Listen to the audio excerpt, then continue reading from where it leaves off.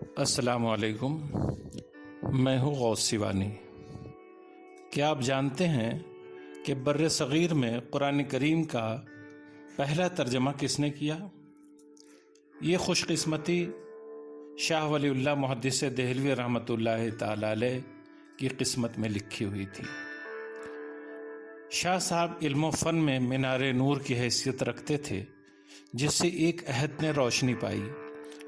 انہوں نے بہت سے علمی کام کیے، مگر جو کام سب سے نمایاں ہے وہ ہے بر صغیر میں قرآن کریم کا پہلا ترجمہ پیش کرنا۔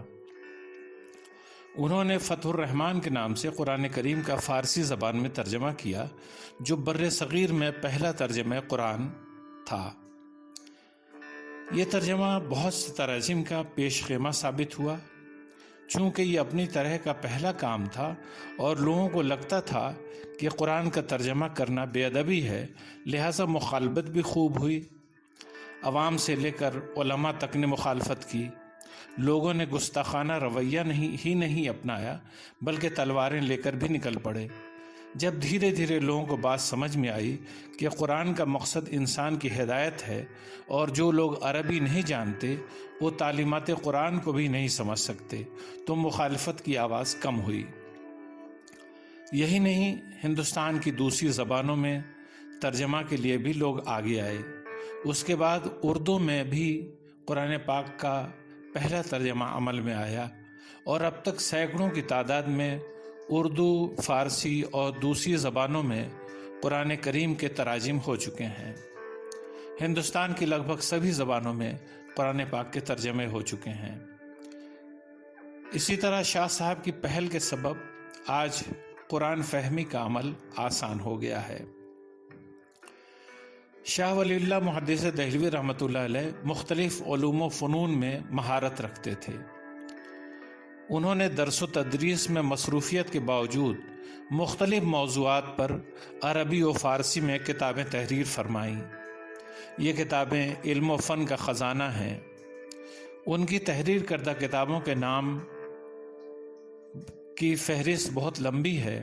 یہاں ہم چند کتابوں کے نام لیتے ہیں: حجت اللہ البالغہ، البدور البازغہ، الخیر الکثیر، التفہیمات الالہیہ، انفاس العارفین، مصفہ و مصوہ، سیرت الرسول، اطیب الغنم، ہمات، سطعات، لمحات، الطاف القدس، الخیر الکثیر وغیرہ۔ شاہ ولی اللہ محدث دہلوی رحمۃ اللہ علیہ بر صغیر کے ان بزرگان دین میں شامل ہیں جنہوں نے اپنی علمی خدمات کے سبب عالمی شہرت پائی اور دینی علوم کے شعبے میں بڑے اہم اثرات مرتب کیے۔ انہوں نے قرآن کریم کا علم حدیث، علم فقہ سے لے کر میڈیکل سائنس اور موسیقی تک کے میدان میں مہارت پائی تھی۔ جی ہاں، وہ میڈیکل سائنس اور میوزک میں بھی مہارت رکھتے تھے۔ مولانا سید ابو العلا مودودی نے ان کے تعلق سے لکھا ہے کہ آپ کی ولادت بسعادت عظیم مغل بادشاہ اورنگزیب عالمگیر کی وفات سے 4 سال قبل ہوئی تھی۔ آپ قصبہ پھلا، ضلع مظفر نگر میں آپ کی ولادت ہوئی۔ شاہ عبد الرحیم کے بیٹے شاہ ولی اللہ محدث دہلوی کی سن عیسوی کے لحاظ سے 21 فروری 1703 کو پیدائش ہوئی۔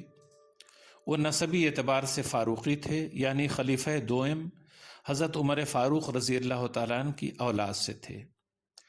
شاہ ولی اللہ محدث دہلوی نے اگست کی 20ویں تاریخ کو 1762 میں 59 سال کی عمر میں دہلی میں وفات پائی تھی۔ دہلی کے قبرستان مہدیان میں ان کی تدفین عمل میں آئی۔